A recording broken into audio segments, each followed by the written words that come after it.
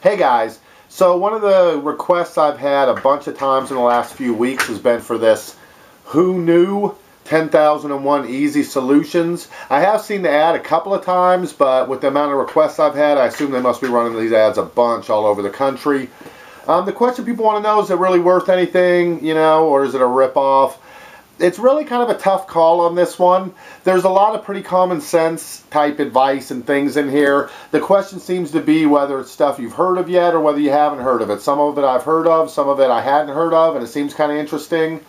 But like I said, most of it, when you hear it, you think, well, that probably makes sense. That might work. One of them, let's say, for example, I'll give you guys a couple of the tips without trying to do too many and violating their copyrights on this stuff. But they say about collecting pet hair off of the couch to use like rubber gloves that you wash dishes with. And then when those are dry, you pull the hairs off the couch. So I did try that and it worked really good. You can pull all the hairs into a pile and the rubber's so sticky that it'll collect that stuff up. So it's almost like a sticky or that sticky buddy type thing. It seemed like it worked similar to that where it's such a tacky type surface. And so that was actually pretty good. It cleaned the hairs off of the seat pretty quickly. So I'm like, all right, that seems to work. It's the kind of stuff you could have thought of yourself, but you haven't. So in that sense, I guess if you could get, a couple of dozens of those types of tips, it might be worth something. Some of them I thought, they tell you if you're having trouble like helping your kids or your teens hanging posters in their room, that if the posters keep tearing, you should put tape in the corners where you put the thumbtacks in. And so I think, that's something I was doing when I was like 11. So some of this stuff, it just seems like it's going to be common sense stuff everyone's heard of. But maybe if you're new, I don't know, then maybe you haven't heard of some of this stuff. But some of it, like I said, is stuff I can't say I've heard of. And then some of it, I'm just not sure. It sounds like a pretty good technique or a good tip, but there's not really a way to test it right now to tell you guys whether it's going to work or not. One of them, they say, a great technique to get rid of headaches is to cut a lime in half and rub it on your forehead. But how am I going to try it out unless I got a headache, So it's not something I can test right now. It sounds neat. I'd like to try it if it really works.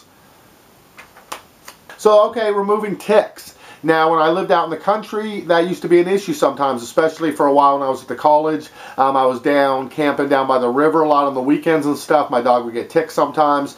So they say here that if you're having trouble pulling the ticks out, because they do lock in a lot of times, you end up having to pull them out and the heads will stay in there. Anyways, if you haven't dealt with ticks, I know that's pretty nasty.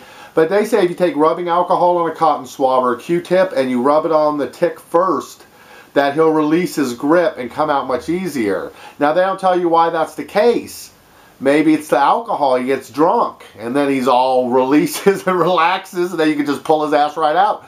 But I don't know for sure. Or does it burn him? They don't really tell you. But it sounds like it'd be an interesting tip. But like I said, how do I test it? Unless my dog's got a tick, So anyway.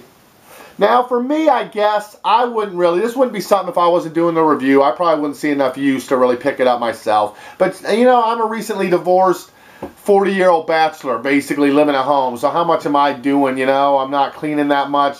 I don't have a bunch of kids to worry about, so it's not costing me a lot of money. But if you were a single mother of 4 on a budget, maybe there would be some tips in here that could save you some money or help out with some stuff. Let's see if I can find anything else. All right, now here's kind of, I thought, an interesting idea. That they say, when you bake a cake and you flour the pan, that whenever you take that cake out of the pan, it's got that white flour around it. And sometimes, that's kind of unappealing. So they say to flour your pan with the cake batter itself. And then that way it's the same color as the cake. And when you pull it out, that powder will be on there, but it'll be the color of the cake. So it doesn't show up white. Simple enough. Sounds kind of interesting. I can see that. Oh, and then for an easy toilet bowl cleaner trick. They say you can use mouthwash. You just splash mouthwash, pour 1 capful into the bowl, leave it for 10 to 15 minutes, then wipe it clean. Then grab the mouthwash back out of the toilet and just use it again. Awesome. That'll save you $1. All right. Well, anyways, guys, like I said, there's a lot of tips in here. I'd say most of them probably work. Most of them are probably useful. The question is how many of them you haven't heard of already and how many of them are stuff that you're going to have a need for right off the bat.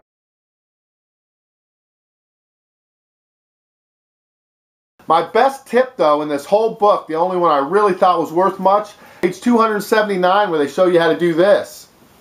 And I thought this was actually a pretty cool trick. So if the book can tell you how to do this, then hell, that's worth $10. Alright guys, I'll put a link underneath the video if you guys want to check this book out for yourself. But I'm just kidding. It's not going to show you how to do that. Alright guys, take it easy. I'll catch you on the next video.